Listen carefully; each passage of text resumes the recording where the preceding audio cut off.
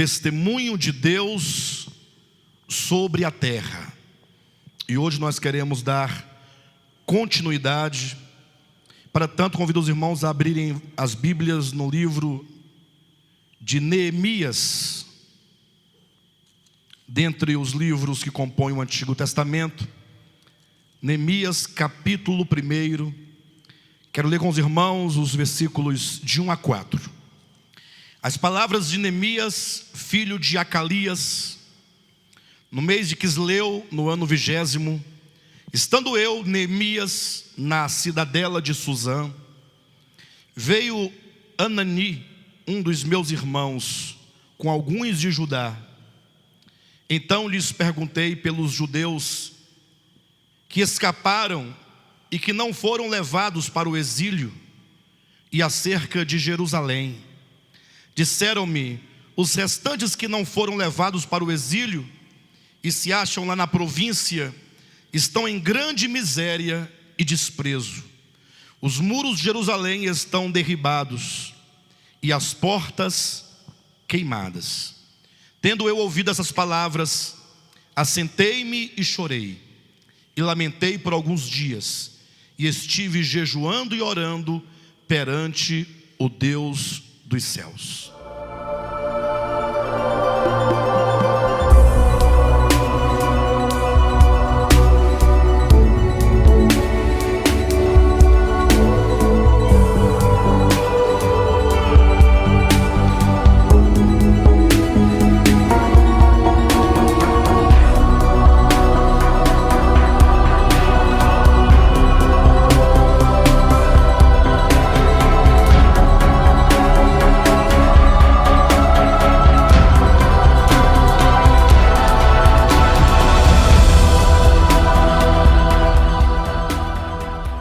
Queridos, semana passada, falando acerca do tema o testemunho de Deus sobre a terra, nós demonstramos como que Deus, a despeito de toda a degradação que a humanidade vive, porque desde a queda do homem, desde então, o mundo tem se tornado cada vez pior, se cumprindo a profecia de Paulo, ou a sua palavra profética a Timóteo.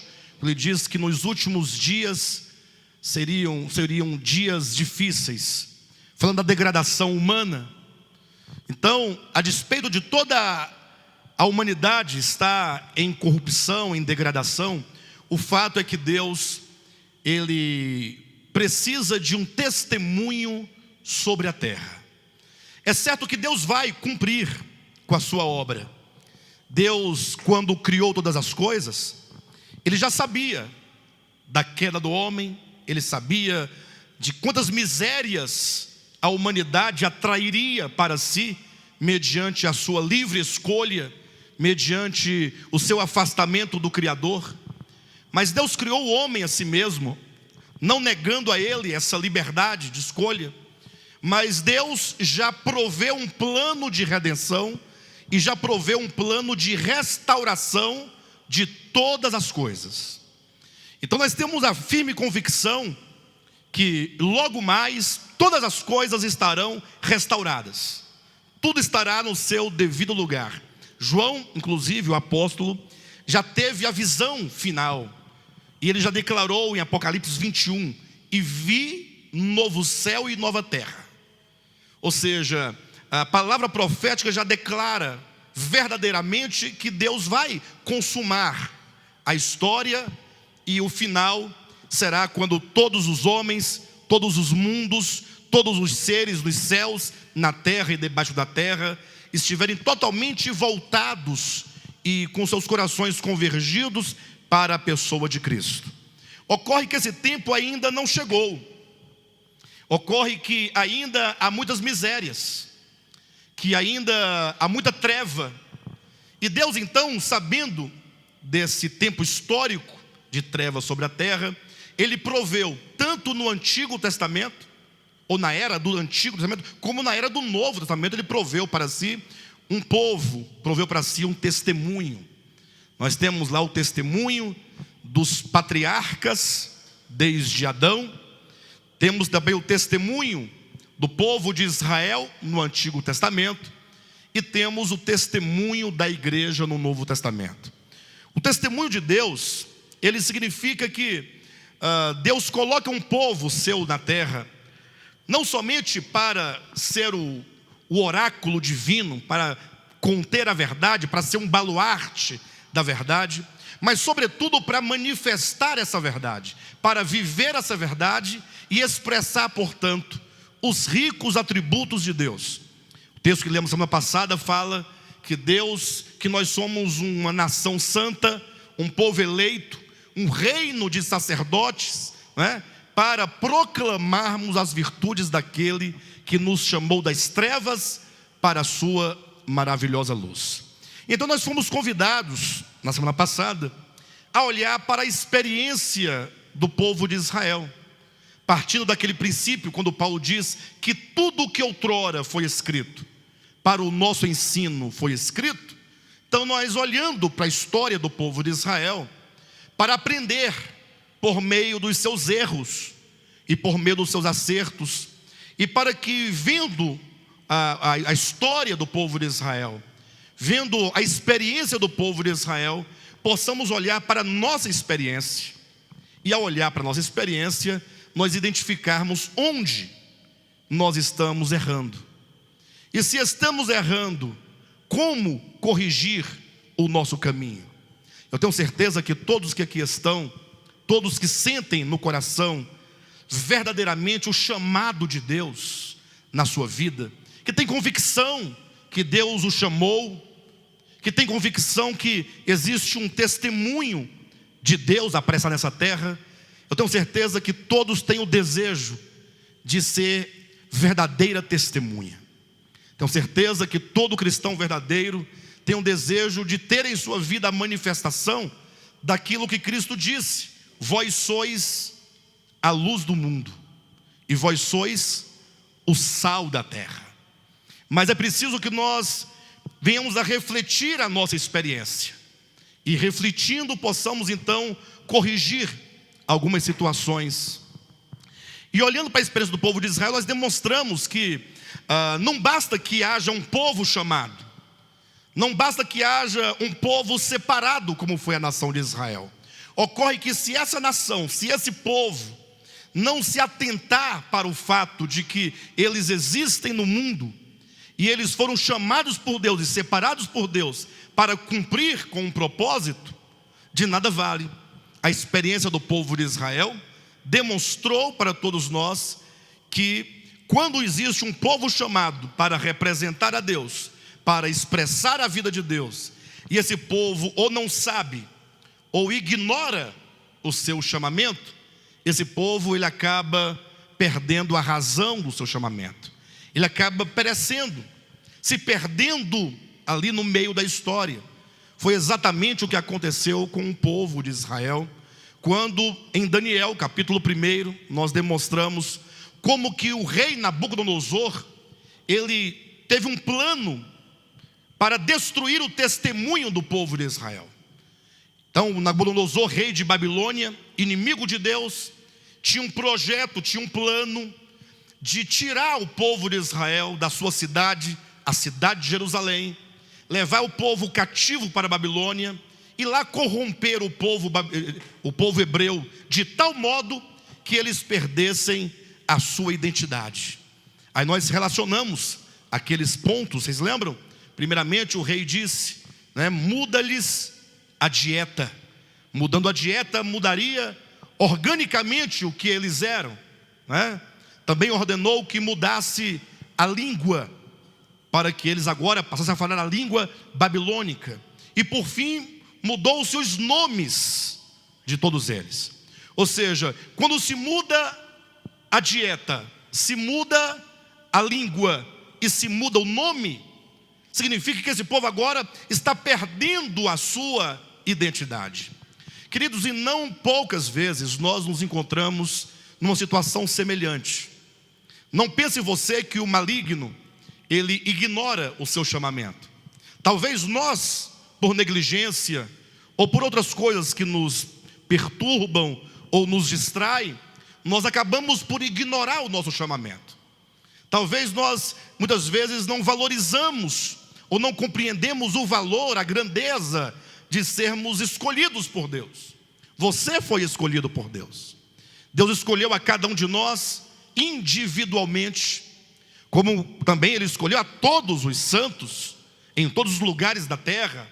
Mas Ele conheceu você, Ele te chamou pelo seu nome, e o mais importante é que Ele colocou todos nós debaixo deste mesmo ministério.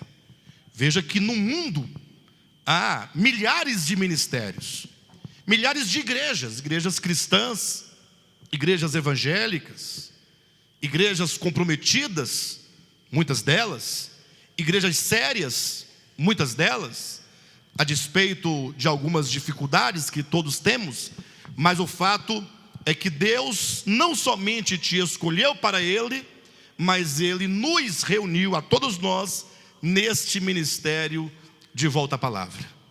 E esse ministério apostólico de Volta à Palavra, ele tem uma obra a realizar. Nós não fomos chamados simplesmente para vir aqui aos domingos, nos reunir, cantar alguns hinos, ouvir uma palavra. Muito mais do que isso, o Senhor nos chamou para sermos um testemunho sobre a terra, para sermos um testemunho aqui no Distrito Federal, assim como em tantos estados. O Senhor tem levantado os irmãos para serem testemunhas. Lógico, não que outros ministérios não sejam testemunhas, não pensem por esse lado.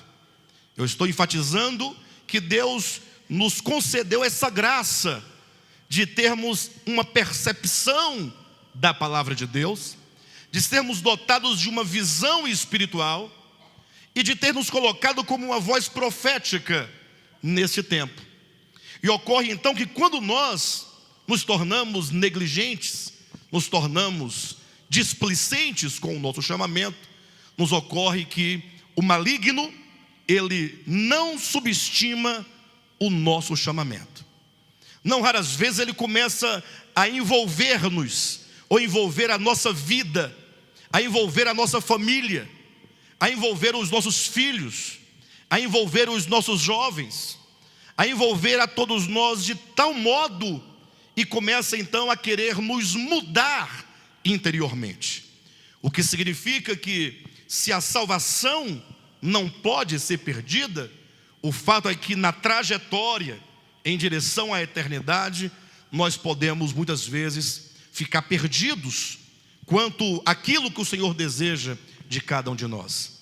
Nós podemos eventualmente perder a nossa identidade, se nós não ficarmos atentos ao que Deus tem para cada um de nós.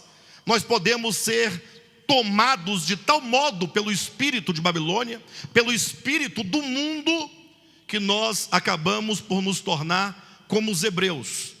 Embora hebreus, embora chamados, embora separados e santificados, porém cativos em Babilônia, numa terra distante, tendo a sua cidade e o seu templo destruídos, símbolo do governo de Deus e da espiritualidade, da adoração a Deus, totalmente destruídos. Não poucos cristãos, amados, nos nossos dias vivem tal experiência. A cidade destruída e queimada, o templo destruído. Para você entender um pouco o que eu quero dizer, você imagine que a cidade de Jerusalém, tomando o exemplo do povo de Israel, e o templo representam o governo de Deus sobre a nossa vida. Ou seja, um povo ou uma pessoa que está totalmente debaixo do governo, da autoridade de Deus, e o templo representando o seu coração, o seu espírito, a sede da sua adoração, do seu louvor, do seu serviço a Deus. Ora, se isso está destruído, implica uma vida cristã destruída, uma vida cristã arruinada. Imagine só, uma espiritualidade destruída, uma espiritualidade totalmente queimada, crentes que já não têm mais força para adorar, não tem força para clamar, não tem força para buscar, para congregar, para se reunir, para ter comunhão, porque está cativo, em cadeias de circunstâncias espirituais, totalmente algemado, cativo em Babilônia. Talvez seja essa a sua experiência, seja a experiência de muitos de nós, mas eu encerrei a semana passada dizendo que não devemos nós ficar tristes, ou angustiados, ou desesperados, porque Deus tem um plano de restauração. Amém? Se você se encontra numa situação difícil, e aí você tem que analisar, não do ponto de vista se você simplesmente vai às reuniões, mas como é que anda a sua comunhão com Deus, como anda a sua comunhão com os santos, como anda a sua comunhão com os homens, ou como anda o seu coração, a sua mente, a sua alma em relação a Deus. Se você está cansado, não tem força, se sente como que algemado, pesado, é possível que você esteja carecendo de restauração. Para o povo de Israel, o plano de restauração consistia em que Deus levantou um homem chamado Ciro, que era grande imperador persa, e disse: olha, vai lá e emite um decreto, dizendo que todos os hebreus que se encontram cativos, eles agora já podem retornar para Jerusalém, para reconstruir a cidade e para reconstruir o templo. Que maravilha, porque quando diz que Deus é que ordena, embora Ciro fosse um pagão, mas Ciro é um instrumento de Deus. É como que Deus dissesse: olha, o tempo da restauração chegou, basta que os hebreus se levantem, basta que os hebreus eles se lembrem de Jerusalém, se lembrem de sua identidade, se lembrem que eles são um povo separado e que tenham agora a disposição de deixar Babilônia, de ir para Jerusalém e começar uma obra de restauração.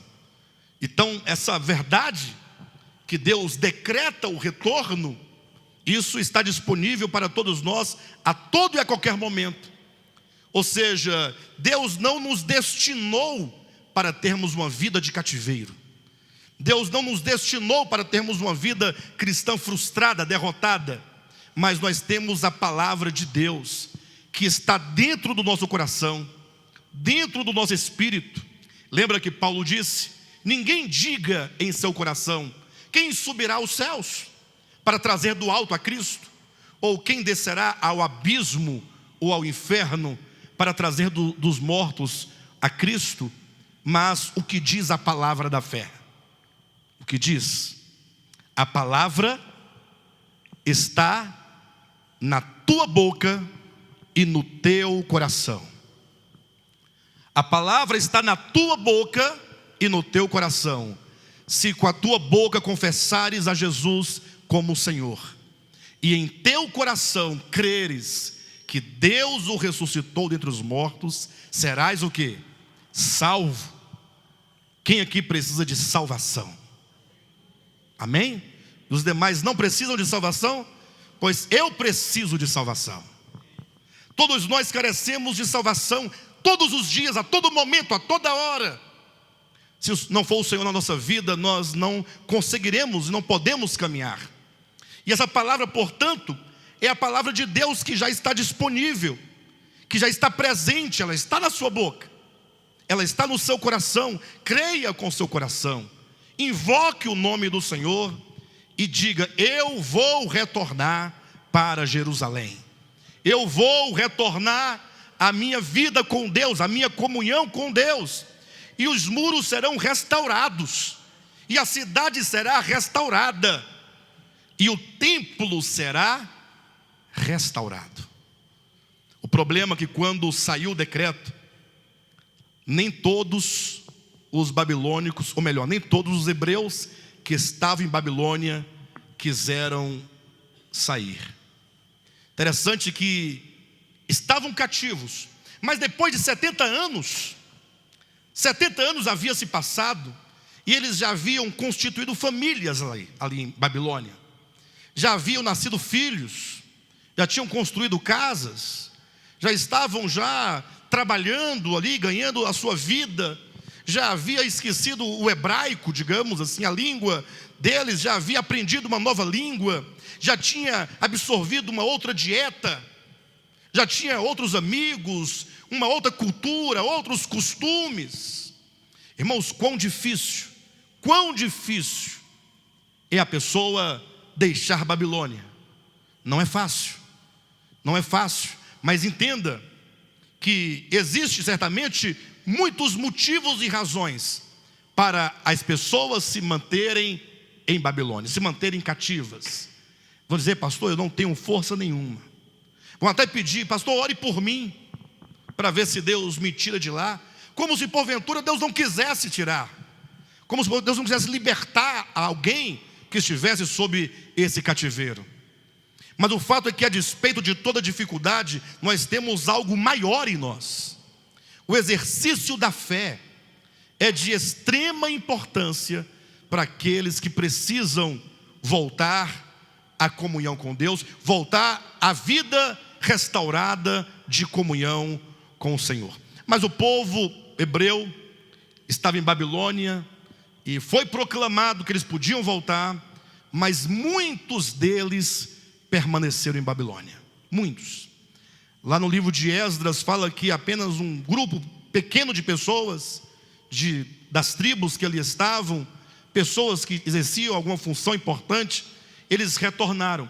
Deus levantou um grupo pequeno de pessoas para retornar para Jerusalém. Dentre eles, Deus levantou Esdras, Neemias, Josué e Zorobabel. O texto que nós lemos agora fala ainda de Neemias, que estava ainda em Babilônia. E veja só o testemunho dele e o coração desse homem de Deus diante desse quadro. Diz assim: veio Anani, um dos meus irmãos, com alguns de Judá.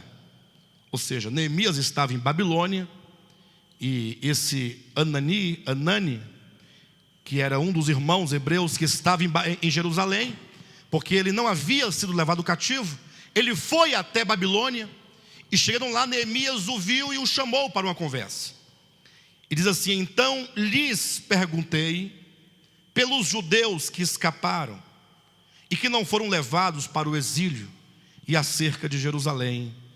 Disseram-me: os restantes que não foram levados para o exílio e se acham lá na província, estão em grande miséria e desprezo.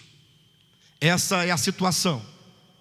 Essa era a situação do povo de Deus. Os muros de Jerusalém estão derribados e as suas portas queimadas. Quando Neemias ouviu esse testemunho, diz no versículo 4: tendo eu ouvido essas palavras, assentei-me e chorei, e lamentei por alguns dias, e estive jejuando e orando perante o Deus dos céus. O espírito de Neemias foi despertado para um quadro, para uma situação concreta, em que se encontravam os hebreus cativos em Babilônia, e mesmo os hebreus em grande miséria em Jerusalém. O Senhor hoje em dia está precisando de homens e de mulheres que tenham este mesmo coração de Neemias. Primeiro, um coração que se preocupa com os irmãos. Este é o primeiro ponto. Quando diz: veio Anani, um dos meus irmãos, com alguns de Judá, então lhes perguntei pelos judeus que escaparam e que não foram levados, exilados, e que estão em Jerusalém. Então esse é o primeiro ponto. Você, um homem de Deus, uma mulher de Deus, que tem no seu coração uma preocupação: como estão os nossos irmãos? Não somente os irmãos daqui, desse ministério, mas a igreja de Jesus Cristo. Como estão aqueles que foram chamados para ser o testemunho do Senhor? Qual é a condição real da igreja do Senhor sobre a terra? O Senhor chama hoje pessoas, o Senhor precisa de pessoas que tenham este coração, que possa arder no seu coração essa preocupação com outros. Eu sei que nós vivemos num tempo de muito egoísmo, esse tempo de Laodiceia é um tempo de muita mornidão, um tempo de muita indiferença. Mas entenda que uma vida restaurada implica necessariamente um coração restaurado. E um coração restaurado é um coração como o de Neemias, que tem essa preocupação. Como estão os nossos irmãos? Imagine só que quando alguém fala assim: como é que vai o fulano? Aí vem lá alguém e fala: rapaz, olha, o fulano está em profunda miséria. Como diz o texto, né? Em grande miséria e desprezo. Talvez você ouça uma notícia: sabe o irmão fulano? O irmão Beltrano? Pois é, está em profunda miséria, em profundo desprezo. E não raras vezes, muitas pessoas encontram prazer em saber que o irmão tal não está bem, que o irmão tal está destruído na sua fé, porque me parece que as pessoas, elas vivem para promover a si mesmas em detrimento de outras. E aí, quando encontram uma chance, encontram uma oportunidade, querem vê-lo destruído, até para dizer: bem, se bem que eu avisei, talvez Neemias poderia falar assim: mas bem, eles também não ouviram os profetas, porque não faltaram profetas que Deus enviasse para advertir o povo. E esse é o coração de Neemias, que quando chegaram algumas pessoas lá de Jerusalém, ele perguntou como se achavam os irmãos, e aqui foi dito que ele se achava em grande miséria. Tendo eu ouvido essas palavras, assentei-me e chorei, e lamentei por alguns dias, e estive jejuando e orando perante o Deus dos céus. E Neemias foi buscar a direção de Deus. O que fazer diante da degradação em que se encontrava o povo de Deus? E se você se colocar diante de Deus como Neemias, dizendo: Senhor, como está o teu povo? Como estão os teus filhos? Como estão? Se você começar a pedir a Deus, Deus vai colocar o encargo no seu coração e vai dizer: então levanta-te e vai conduzir o meu povo para Jerusalém, para a reconstrução do templo e para a reconstrução da cidade. Como eu dizia, mas nem todos voltaram, a despeito de Ageu, Zacarias, de Malaquias e mesmo também de Neemias, de Esdras, Zorobabel, Josué terem chamado o povo, nem todos quiseram sair. E aqui há algumas, pelo menos 3 razões porque muitos não desejam sair da condição de cativeiro em que se encontram. A primeira seja a falta de visão acerca do testemunho de Deus. Quando falta visão espiritual, a pessoa não vê motivo de caminhar, não vê razão de proceder. Algumas pessoas, alguns cristãos, eles têm a igreja como uma mera organização. Tudo que ela não é isso para Deus. Mas eles entendem que é apenas um lugar, ou melhor, é apenas um povo que se reúne num lugar debaixo de um teto, onde se canta algumas canções, ouve uma palavra, leva alguma oferta, alguma ajuda, e pronto, eu cumpri com o meu papel religioso. Para essas pessoas, é muito fácil elas estarem no cativeiro espiritual, com a sua vida espiritual destruída, e quando ouve-se o clamor para voltarem, elas falam: não, eu estou bem aqui onde estou. Ou seja, pode pregar, pode falar, pode gritar, pode mostrar texto, pode fazer toda a explicação possível. Muitos vão permanecer indiferentes. Por quê? Por lhes faltar a visão. Irmãos, nós fomos chamados por Deus não meramente para congregar. O congregar faz parte da vida social e espiritual de todos nós. Mas se você entender que você foi chamado do mesmo modo que foi chamado, os homens do passado foram chamados, Como Paulo foi chamado, lógico, cada um numa escala menor ou maior, mas eu não tenho nenhuma dúvida do meu chamamento. Já tive talvez dezenas de motivos para falar: não, eu não vou prosseguir, não. Eu vou parar, não vou me envolver mais com essas coisas. Eu vou fazer o seguinte, eu vou levar uma vida isolada desse povo. Mas no momento que você tem uma convicção que Deus te deu, não somente a fé, mas te deu uma visão espiritual. Os irmãos imaginam a quantidade de pessoas no mundo que são alimentadas com as palavras que saem desse ministério? Você pode olhar aqui e falar assim: mas esse grupo é um grupo pequeno de pessoas. Mas na internet agora tem um número maior do que este nos assistindo. E no mundo inteiro nós temos aí um grupo de pessoas enorme que acompanham na quarta, no domingo, e pelo Projeto Sem Fronteiras acompanha também os estudos. E quantas igrejas têm surgido. Então tem um número enorme de pessoas que têm se alimentado. E você é parte importante desse ministério. Que você possa desenvolver uma visão espiritual acerca da nossa importância no mundo espiritual e a nossa importância enquanto ministério. Quando se falta a visão espiritual, não se tem motivo nenhum para fazer absolutamente nada. Basta você olhar para Saulo de Tarso. Saulo de Tarso, que é mais conhecido como o apóstolo Paulo, né? Saulo de Tarso era um homem que servia a Deus, um servo de Deus, servia a Deus no judaísmo. E ele tinha uma visão, ele não tinha a visão, mas ele tinha uma visão acerca do que seria a vontade de Deus. E essa visão que ele adquiriu na escola dos hebreus, ali junto a Gamaliel, essa visão que ele tinha, que ele recebera dos seus pais, acerca da importância da nação de Israel, da importância da cidade de Jerusalém, da importância do templo, fez dele um homem fervoroso. Paulo, ou Saulo, antes da sua conversão, ele era movido por uma visão. Quando então no caminho de Damasco, todo aquele edifício teológico hebraico foi destruído, que ele caiu prostrado, quando ele se encontrou com Cristo, o Cristo ressuscitado ali em Damasco, uma nova visão foi instaurada no coração dele.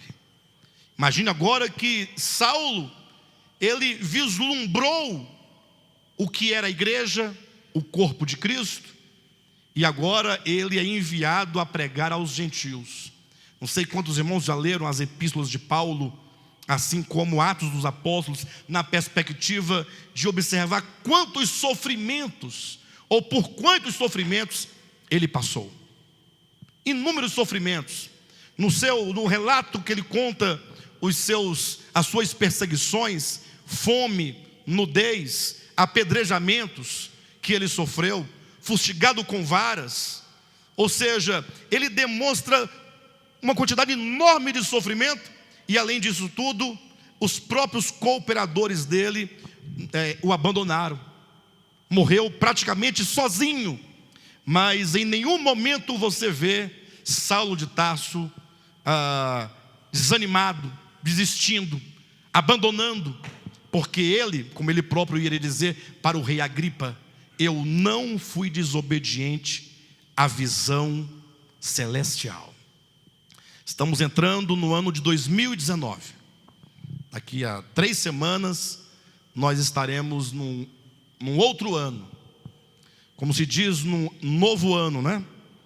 Mas o quanto que nós precisamos projetar esse ano. Mas não projetar como costumam fazer, né? Projetando 2019. Não, mas é projetando no sentido de você falar assim: puxa, esse ano eu preciso corrigir a minha vida, eu preciso endireitar o meu caminho, eu preciso caminhar com a igreja, caminhar com os irmãos, eu preciso caminhar com a minha família, com a minha esposa, com meus filhos, caminhando na verdade, caminhando na fé, superando todas as dificuldades, como Paulo diz, né? deixando para trás as coisas que passaram e avançando para as que diante de nós estão, prosseguindo para o alvo, o prêmio da soberana vocação. Nós podemos ser um grupo pequeno, mas se formos unidos na visão, na palavra, na fé, no testemunho, nós podemos revolucionar não somente o Distrito Federal, mas o Brasil inteiro. Ora, apenas 11 apóstolos, ou 12 com o apóstolo Paulo, e alguns outros discípulos, um total de 120 pessoas, eles revolucionaram o mundo antigo. Por que nós não podemos? Mas para tanto é preciso uma visão espiritual. Você pode orar a Deus dizendo: Senhor, dá-me uma visão clara acerca do meu chamamento e dá-me uma visão clara acerca do ministério da nova aliança. Como que Deus nos fez ministros para podermos apregoar a verdade ou as realidades espirituais conforme reveladas na pessoa de Jesus Cristo. Deus nos confiou a palavra orgânica. Os irmãos não sabem o quanto isso é grande, o quanto que isso é poderoso. Quando nós começarmos nós mesmos a experimentar essa palavra, tudo vai mudando dentro de nós. E agora Deus confiou a mim e a você. Olhe para vocês verem a quem Deus confiou a palavra orgânica. Não sei quantos estão claros aqui do sentido que eu quero dizer com palavra orgânica. Porque vocês imaginem que em 1517 Deus levantou os reformadores com uma palavra de reforma, uma palavra teórica, uma palavra doutrinária. Naquele tempo, a grande necessidade era de estabelecer os conceitos corretos, em detrimento aos conceitos equivocados da igreja romana. Era preciso haver doutores ali para poder fazer uma nova leitura, fazer uma revisão e estabelecer uma doutrina numa perspectiva ortodoxa. Mas 500 anos se passaram.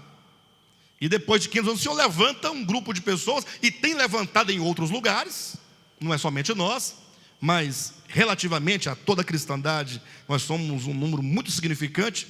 Mas Deus nos levantou para falar: olha, agora é preciso tomar essas verdades doutrinariamente corretas, as verdades ortodoxas, acerca da redenção, acerca da igreja, corpo de Cristo, acerca do novo nascimento, acerca da queda, acerca do pecado. Vejam, e agora tomar todas essas verdades e demonstrar como que essas verdades estão vivas dentro de todos os homens. Que maravilha! Isso é de uma grandeza. Deus está chamando hoje pessoas para se levantarem e se aperfeiçoarem nesse entendimento, para viverem esta palavra e para pregarem essa palavra. Pessoas que sejam dotadas de uma visão espiritual. Para tanto, nós temos os estudos, nós temos o querigma, os estudos de quarta-feira. Então, esse é o primeiro ponto. Muitos dos hebreus não retornaram por lhes faltarem visão espiritual acerca do testemunho de Deus. Uma segunda razão é o conformismo com o presente século. No caso deles, lógico, eles estavam já estabelecidos na terra, 70 anos no lugar. Imagine você, se a sua casa foi destruída, sua casa foi queimada, você foi levado para outro país, para uma outra nação, seu povo, muitos deles já morreram, e você agora está numa cidade distante, num país distante, e lá você já passou 70 anos, já gerou filhos, já contraiu casamentos, já aprendeu os costumes, já se instaurou economicamente naquele lugar, está tão bem. De repente alguém fala assim: olha, é hora de retornar para a Babilônia. Deixa tudo para trás, deixa casa, deixa trabalho, deixa dinheiro, deixa tudo, e vamos começar tudo de novo. Vamos para Jerusalém, pegar aquelas pedras queimadas, vamos limpar, uma por uma, e vamos começar a edificação dos muros, depois a edificação da cidade. Imagine só você lá, irmão, não tem como chamar outra pessoa não, por enquanto eu vou ficar aqui mesmo, eu não estou me sentindo chamado, né? É um hebreu que perdeu a identidade, ele perdeu a identidade, e ele está totalmente conformado com a sua vida ali em Babilônia. E trazendo para nós, nos lembramos do texto quando Paulo fala assim: olha, não vos conformeis a este século. Irmãos, com quanta facilidade nós nos acomodamos, até porque nós vivemos numa era de comodismos. Comodismos. Você veja, vivemos numa era tecnológica.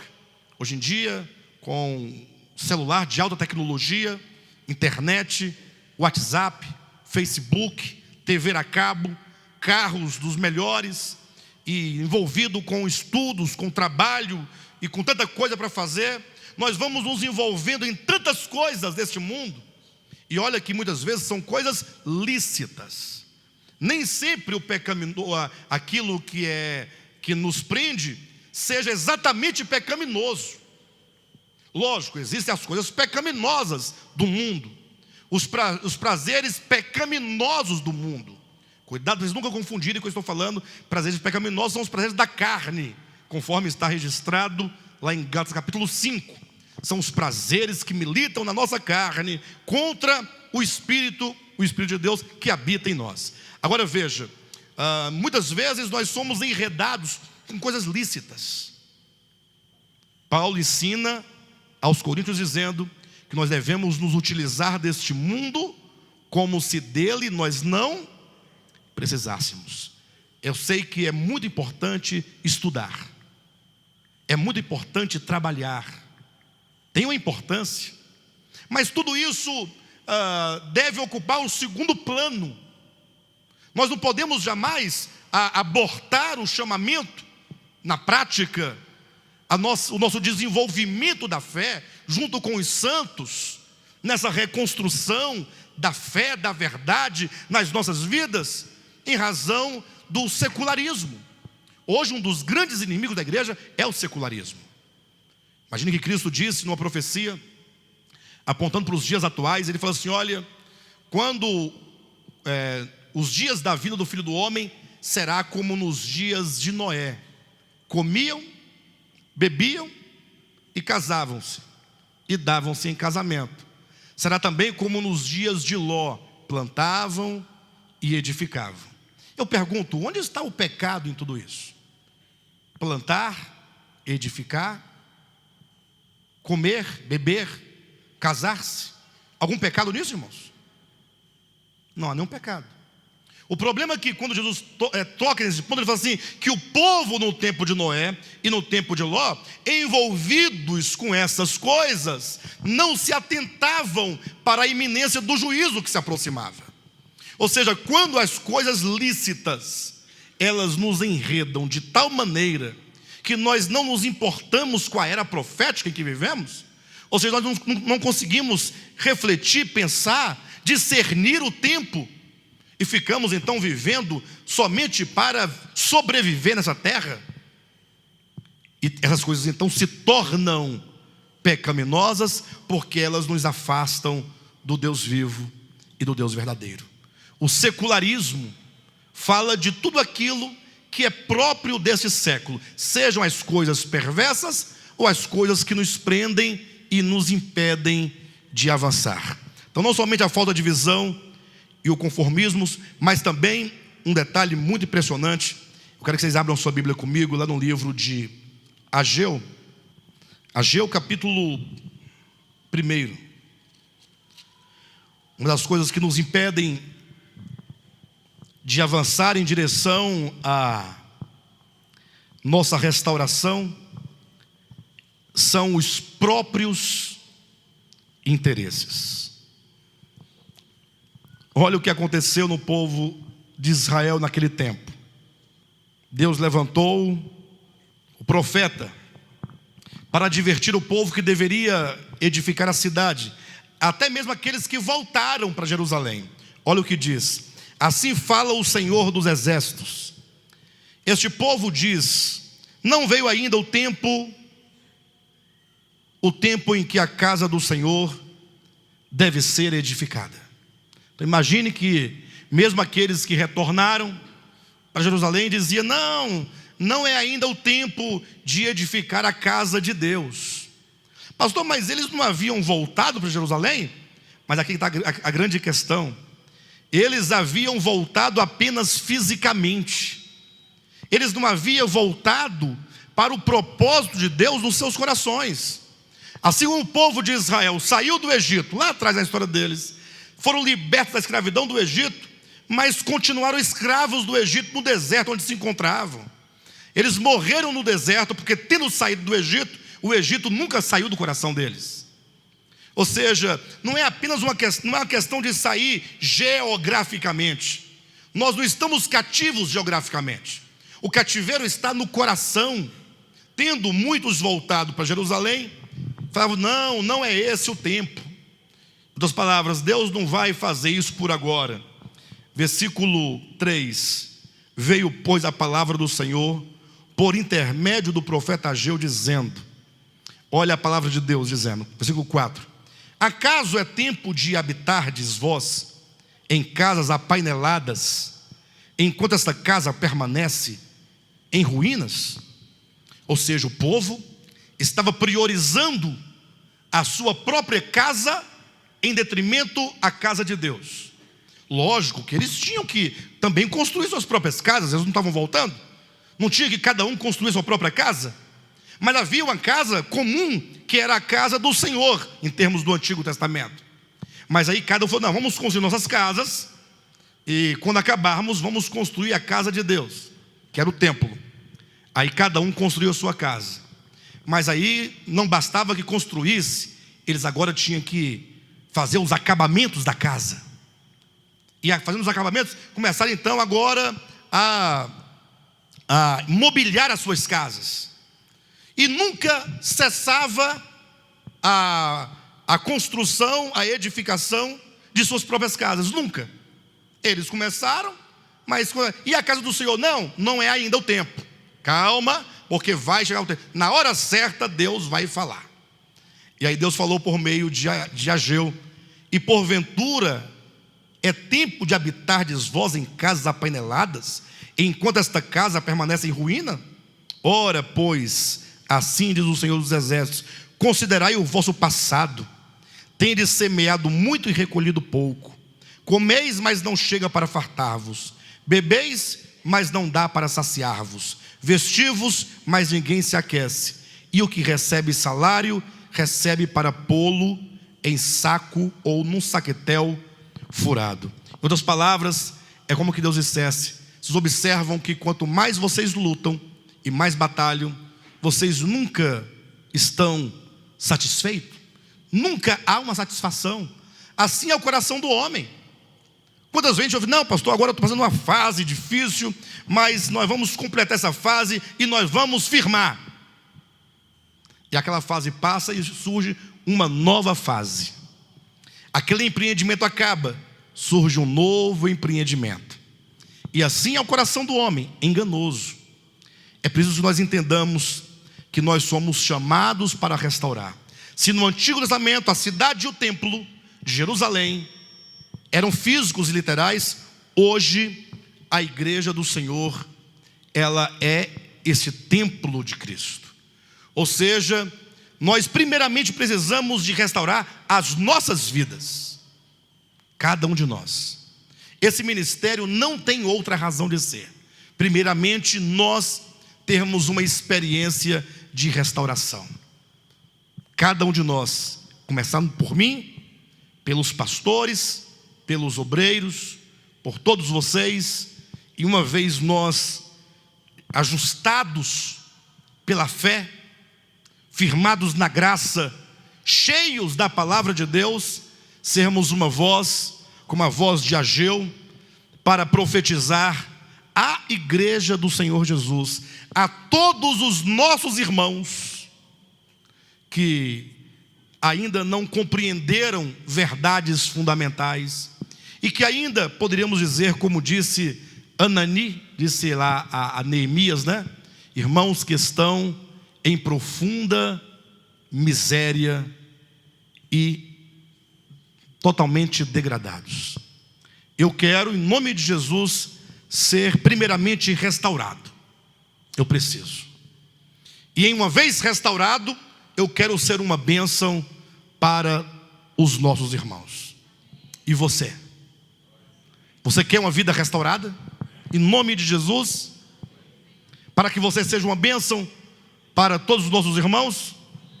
Então, o segredo é somente nós nos levantarmos, desenvolvermos uma visão.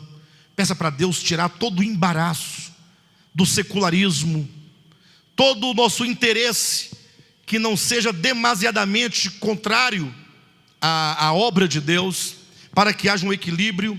E eu tenho certeza que o Senhor já está realizando aquilo que Ele quer realizar. Amém?